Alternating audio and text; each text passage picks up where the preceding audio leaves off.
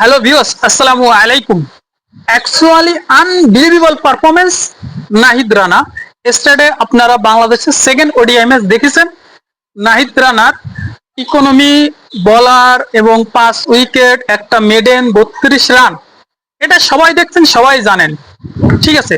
কিন্তু as a cricketer বা as a supporter, as a cricket fan হিসেবে আমি বলতে পারি, ঠিক আছে, এই এপ্রিল মাসে এই গরমের ভিতরে, ঠিক আছে ভাই, 140 প্লাস বল করে যাওয়া কন্টিনিউ, এটা টু টাফ, সম্ভব না ভাই।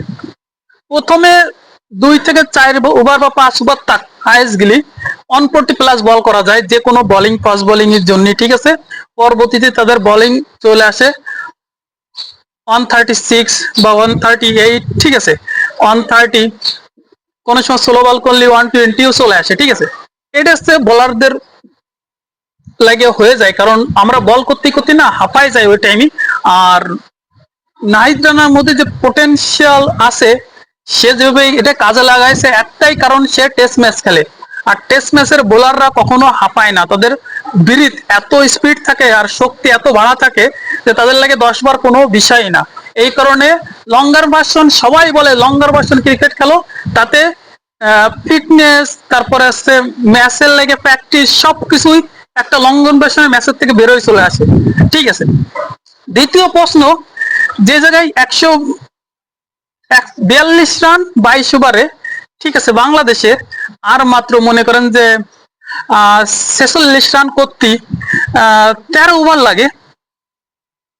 ভাই আপনি তানজিম তামিমের যে ব্যাটিং দিয়েছেন, 58 বল খেলেছে, টি টোয়েন্টির মতো, সে রান করে দেখছে 76, ঠিক আছে।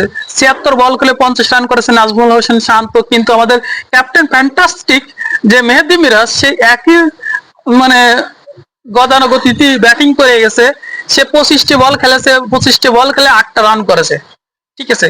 ম্যাচ তো 36 ওভারের ভিতর খতম হয়েছে, ম্যাচ তো 36-35 ওভারে, ম্যাচ তো শেষ হওয়ার কথা ছিল 30 ওভারের আগে। মাত্র 198 রান, যে নাহিদ রানা যে আনবিলিভেবল বোলিং করে 5টা উইকেট নিয়ে গেছে, তার সেকেন্ড 5 উইকেট, তার বোলিং স্কেল, সে পাকিস্তান সুপার লিগে আনবিলিভেবল পারফর্ম করে আছে। তার বল দেখলে সবাই কাঁপাকাঁপি শুরু করেছে।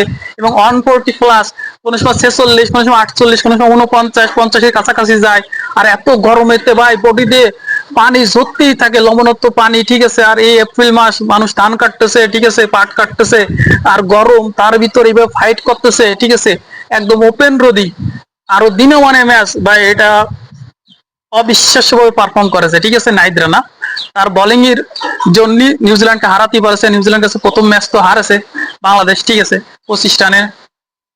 তো অ্যাকচুয়ালি আমি আবার অনুরোধ করতে চাই, এই আমাদের বলারটারে তারা যেন যত্ন করে রাখে, তারা যেন আবার এইভাবে মানে ব্যস্ত না ফেলায় নাহিদ রানারে। দেখেন মুস্তাফিজের মতো অল ক্লাস বলার চান্স পাচ্ছে না, তারপর তানজিম সাকিব চান্স পাচ্ছে না, ঠিক আছে। শরীফুল সুন্দর বল করেছে, তাসকিনও বল করতে সুন্দর, রিশাদও সাপোর্ট দিচ্ছে, সৌম্য সরকার আইছিল।